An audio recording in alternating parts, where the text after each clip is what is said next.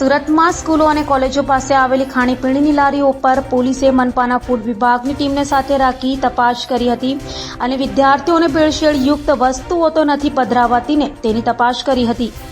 સુરતમાં શાળાઓ અને કોલેજો શરૂ થઈ ગઈ છે ત્યારે સુરત પોલીસની એસઓજી, પીસીબી અને FSL તથા સુરત મનપાના ફૂડ વિભાગની ટીમે સાથે મળી સુરતમાં આવેલી સ્કૂલો, કોલેજો તથા અન્ય સ્થળે આવેલી ખાણીપીણીની લારીઓ પર તપાસ હાથ ધરી હતી.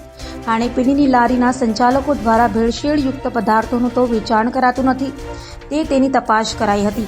તો વિદ્યાર્થીઓના આરોગ્ય સાથે ચેડા ન થાય તે માટે પોલીસ દ્વારા મેગા સર્ચ ઓપરેશન હાથ ધરાયું હતું. सूरत में सूरत शहर पुलिस और SMC के स्वास्थ्य विभाग की जॉइंट टीमें बना करके 129 जितनी ऐसी लोकेशन हमने आइडेंटिफाई किए हैं जहाँ पे स्कूल कॉलेज में पढ़ने वाले बच्चे खाना पीना करते हैं स्कूल और कॉलेज के बाहर. तो ऐसी जगह से आज सैंपल लिए जाएंगे और सैंपल को बाद में लेब में भेजा जाएगा.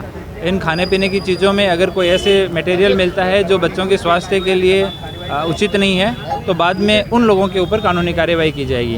आज पूरे शहर में 129 जितने जगह पे एक साथ टीमें बना करके और सैंपलिंग की कार्यवाही की जा रही है. Thank you. जी सर, सप्लाई चेकिंग हाथ करवाना. हाँ, माननीय अनुपम सिंह गहलोत જે સુરત કમિશનર સર છે એમને એક ચિંતા થઈ કે જે વિદ્યાર્થીઓ છે સ્કૂલ, શૈક્ષણિક સંસ્થા, કોચિંગ સેન્ટરોમાં જે ભણે છે તેઓ જ્યારે ત્યાં આજુબાજુમાં ફૂડ કોર્નર હોય કે લારી હોય, ગલ્લા હોય તો એની અંદર જે ખોરાક આરોગતા હોય તો એ આરોગ્યપ્રદ છે કે બિન નુકસાનકારક છે એની માટે એક સરપ્રાઇઝ ચેકિંગનું આયોજન કરવામાં આવ્યું છે. ઝોન 4, 5 અને 6 4 ઝોનના ડીસીપી સર અને એસઓજી દ્વારા સમગ્ર ચેકિંગનું આયોજન કરવામાં આવ્યું. તેમાં SMCના ફૂડ ઇન્સ્પેક્ટર અને FSL અધિકારી પણ જોડાયા છે. તે ટીમો બનાવેલી છે અને સમગ્ર 13 ટીમો અત્યારે ઝોન 4, 5 અને 6ના પોલીસ સ્ટેશન વિસ્તારોમાં અત્યારે સઘન ચેકિંગ ચાલુ છે. સુરત શહેરમાં કયા કયા વિસ્તારો છે જ્યાં સરપ્રાઇઝ ચેકિંગ હાથ ધરવામાં આવશે?